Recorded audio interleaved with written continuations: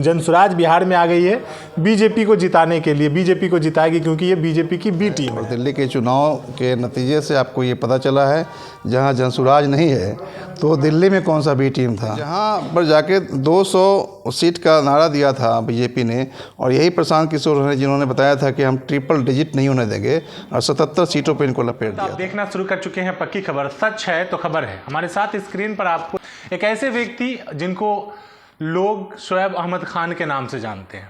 अभी रिसेंटली आपने दिल्ली चुनाव का हाल खबर तो देख ही लिया है सोशल मीडिया के माध्यम से, और अब विधानसभा चुनाव को लेकर के बिहार में भी काफ़ी चुनावी गलियारों में इसमें कहीं ना कहीं काफ़ी हलचल चल रहा है। इनसे जानना चाहेंगे कि बिहार को लेकर के, दिल्ली चुनाव को लेकर के, और फिर बिहार वासियों को, अपने क्षेत्र वासियों को ये क्या संदेश देना चाहेंगे। सबसे पहले बहुत बहुत स्वागत है आपका। बहुत बहुत धन्यवाद आपका।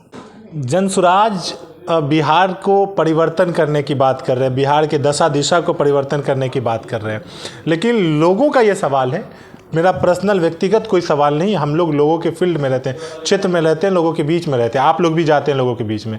लोगों का कहना है कि ये जनसुराज बिहार में आ गई है बीजेपी को जिताने के लिए। बीजेपी को जिताएगी क्योंकि ये बीजेपी की बी टीम है।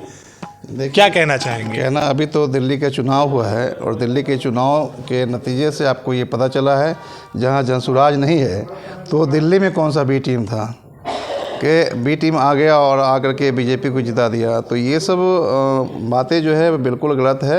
अब इनका ये कहना है कि यहाँ पर जो 2-3 पार्टियाँ हैं, इन 3 पार्टी के अलावा जो है कोई दूसरा पार्टी, चौथा पार्टी नहीं आए। ये लोगों के अंदर में भ्रम पैदा कर रहे हैं। अगर ये बी टीम है, जनसुराज अगर बी टीम है, तो ममता बनर्जी को आप क्या जानते हैं कि वो सेकुलर पार्टी है ना। ममता बनर्जी तो सेकुलर पार्टी है। लोग तो ऐसा ही समझते। तो अगर लोग समझना चाहिए, अगर सेकुलर पार्टी ममता बनर्जी है तो फिर प्रशांत किशोर जी को उधर जाने की ज़रूरत क्या थी। वो तो बी टीम का काम करते। जहां पर जाके 200 सीट का नारा दिया था बीजेपी ने, और यही प्रशांत किशोर ने जिन्होंने बताया था कि हम ट्रिपल डिजिट नहीं होने देंगे, और 77 सीटों पर इनको लपेट दिया था। तो वहाँ पर इनको तो नहीं जाना चाहिए था। तो बी टीम का मामला ये अभी इन लोगों का सवाल है, जो आरजेडी वाले हैं या और भी पार्टी के लोग हैं, इन लोगों का बस एक ही है कि ये बी टीम है। और अब इनके पास कोई जो इनके मुद्दे हैं, इस मुद्दे का जवाब नहीं है। पहले ये जवाब दे दें कि 35 सालों में हम ए टीम और बी टीम ही करते रहेंगे, लोगों को बरगलाते रहेंगे, तो 35 साल में आपने बिहार के लिए किया क्या है। और अभी तो माँ बहन योजना की बात कर रहे हैं ये, कि माँ बहन योजना, मान योजना है बिल्कुल। हाँ, माँ बहन योजना हम दे रहे हैं। तो ये कैलकुलेशन इनको करना चाहिए कि माँ बहन योजना के लिए बिहार का जो बजट है वो 2,50,000 करोड़ का बजट होता है। आप 6 करोड़ माँ बहन को अगर आप 2,25,000 रुपया देते हैं तो 1,25,000 करोड़ रुपया तो ऐसे हो जाता है, हिसाब कर लीजिए। तो ये 1,25,000 करोड़ जो है आप अगर इनको दे देते हैं, तो फिर और जो सेक्टर में आपको काम करना है, इंफ्रास्ट्रक्चर में, हेल्थ में, एजुकेशन में, और अलग अलग चीज़ों में जहाँ जहाँ काम करना है आपको, वो काम होगा कैसे।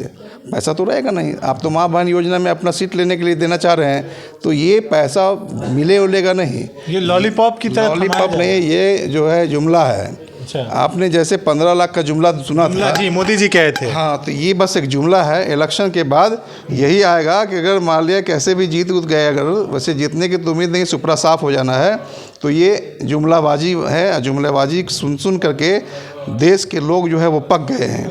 तो देश के लोगों को कब तक आप बेवकूफ़ बनाते रहेंगे। और ये कोई बी टीम नहीं, प्रशांत किशोर जी जनता के घर यानी 5500 गांव में पद यात्रा करके, पैदल चल के वो गांव बिहार में घूम रहे हैं। चूँकि बिहार की जो बदहाली है, इसका पीड़ा प्रशांत किशोर जी को है। और ये आदमी अपने मिट्टी का कर्ज चुकाने के लिए बिहार में एक व्यवस्था बदलने के लिए आए हैं, जिसकी परेशानी इन लोगों के अंदर में है। तो तरह तरह का ये अनर्गल बयानबाजी जो है वो होता रहेगा। लेकिन जनता को समझने की ज़रूरत है कि अगर बी टीम वो है, तो फिर दिल्ली की बात करिए। दिल्ली में हम बी टीम निकालना चाह रहे हैं, कौन था बी टीम भैया? अभी रिजल्ट सामने है। तो ये सब बेवकूफ़ बनाने का काम है।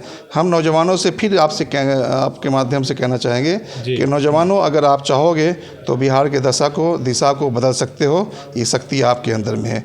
युवा शक्ति जो है ये बहुत बड़ी शक्ति होती है, आपकी सोच और आपके विचारधाराओं से देश और प्रदेश जो है वो आगे की ओर बढ़ेगा। मैं ये कहना चाहूँगा कि आप किसी के जुमलेबाजी में, किसी के गुलामी करने में ना आए, उनके धंधे में न, उनके बातों में ना फंसे। तो ये मैं कहना चाहूँगा। और ऐसी कोई बात नहीं है। प्रशांत किशोर जी जो है एक स्वच्छ राजनीति करना चाहते हैं और एक स्ट्रैटेजिस्ट आदमी है और वो सही राह दिखा रहे हैं बिहार के लोगों को। बस यही है, बेवकूफ़ बनाया जा रहा है लोगों को। और क्या, ये कह करके लोगों को कि ये लोग इधर ने, जैसे आप देख रहे थे कि मुसलमानों को इन्होंने क्या किया कि मुसलमानों का मामला जो था कि जब देखा इन्होंने कि मुसलमान एक जत्था जनसुराज की तरफ जा रहा है तो इनकी परेशानी बढ़ी। और जब परेशानी बढ़ी तो टोपी पहनाने चले गए। किसको? शहाबुद्दीन साहब के लड़का को, कि भाई एक मुसलमान का लीडर, इनको भी मुसलमान माने और हम आप जो है मुसलमान के साथ हैं, मुसलमान के साथ जो है न्याय करने वाले हैं हम। अब उनकी पूछ शुरू हो गई। और जब शहाबुद्दीन साहब का इंतकाल हो गया था तो दिल्ली में ये रहे थे। उनके मरने के बाद, का सुन करके उनके गए भी नहीं और कभी फ़ोन से बात भी नहीं किया। होता है ना भाई कि ऐसी एक ताज़ियत होती है कि हम ज़रा पूछ लें, हमारे पार्टी के लिए इन्होंने योगदान दिया है, खुद अपने आप को मिटा लिया। तो अब यहाँ पर मामला फंस रहा है तो ये पूछ जो है तरह तरह की बयानबाजी भी दे रहे हैं और मुसलमानों को जो है उनकी पूछ जो है बढ़ा रहे हैं। तो ये नकदा फ़ायदा भी मुसलमानों को हो गया, बिल्कुल करंट बेनिफिट, कि आपकी पूछ भरी, नहीं तो आपको पूछ नहीं रहा था कोई। और अभी जो हालत होगा तो अब जनता समझ चुकी है। अभी जो हालत होगा वो हालत ऐसा होगा कि एक बार आप देखिएगा सुपड़ा साफ हो जाएगा इन लोगों का। क्या लगता है बिहार विधानसभा चुनाव में जनसुराज जो है एक बेहतर बदलाव को लेकर के आएगा, बदलाव के लिए आएगा? देखिए, जो वोट होता है वोट विचारों पे होता है, आपके मुद्दे पर वोट होती है। तो जो विचार प्रशांत किशोर जी की है और जो मुद्दे हैं, अगर ये मुद्दा हम बिहार की जनता को समझ में नहीं आए तो मैं समझता हूँ दुर्भाग्य है बिहार की जनता का। के बारे में बता रहा हूँ कि दुर्भाग्य है बिहार का कि जो मुद्दे लेकर के आए हैं, ये प्रशांत जी ये कह रहे हैं कि 1 करोड़ प्लस लोग बिहार के दिल्ली, पंजाब, हरियाणा, गुजरात, महाराष्ट्र जैसे प्रदेश में काम करते हैं और उन प्रदेश का जो लोग हैं वो आपके प्रदेश में काम नहीं करता है। चूँकि आपको तो अपने लिए है ही नहीं, तो दूसरे को आप क्या देंगे?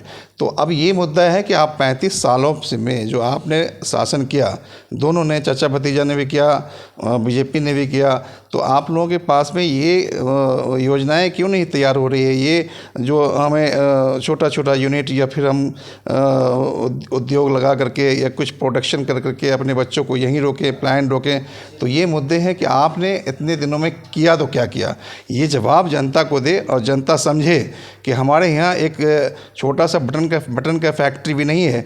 आप जो कपड़े पहने हुए हैं ये मेड इन इंडिया ज़रूर है, लेकिन मेड इन बिहार नहीं है, क्योंकि ये सारा प्रोडक्शन जो है दूसरे अन्य प्रांत में होता है। और हमारे बच्चे जो है उनके पास वो हुनर है जो हमारे बच्चे वहाँ जा कर के काम करते हैं, चूँकि वहाँ पर व्यवस्था है। वहाँ के मुख्यमंत्री जो है अपने बच्चों के लिए भी और आपके लिए भी अपने बच्चों को ज़्यादा पैसा देता है, आपको कम देता है, आपको कम पैसे में खटा रहा है। तो व्यवस्था बना के रखा है। तो मुख्यमंत्री वहाँ भी है, मुख्यमंत्री यहाँ भी है। तो वहाँ के मुख्यमंत्री कैसे हैं? जो अपने प्रतिष्ठा को, अपने मान मर्यादा को, अपने इज्जत को, अपने प्रांत की इज्जत को बचा के रखा। और आप कैसे हो? आप कैसे हो? आपकी सोच भी नहीं बन पा रही है कि आप यहाँ पर हमारे जो बच्चे धक्के खा रहे हैं उनको यहाँ पर रोज़गार दें। तो रोज़गार ये 2.5 लाख या 2 लाख या 1.5 लाख आपने दे दिया, नौकरी दिया, उसका लॉलीपॉप दिखा रहे हैं कि बहुत हो गया। क्या 2 लाख की नौकरी से बिहार के में बदलाव हो जाएगा? जब तक कि आप व्यवस्था नहीं बनाएंगे, जब तक कि लोगों को रोज़गार इन चीज़ों से नहीं दे पाएंगे, तब तक कि बिहार का विकास जो है असंभव है। तो हमारे साथ शोएब अहमद खान थे जिनसे मेरी बातचीत हो रही थी, आपने देखा। अब आप अपनी कमेंट बॉक्स में राय डालें कि क्या सच में बिहार की व्यवस्था को बदलने के लिए जनसुराज आएगी? क्या सच में एक बेहतर विकल्प अब आपके सामने है? आप सभी जनता, जो भी दर्शक है, उनसे अपील है कि वीडियो को ज़्यादा से ज़्यादा शेयर करें और अपनी राय जो है कमेंट बॉक्स में डालें। आप देख रहे थे पक्की खबर एक्सक्लूसिव इंटरव्यू के साथ। मैं फैजी, चीफ रिपोर्टर, पक्की खबर। सच है तो खबर है। जय हिंद दोस्तों।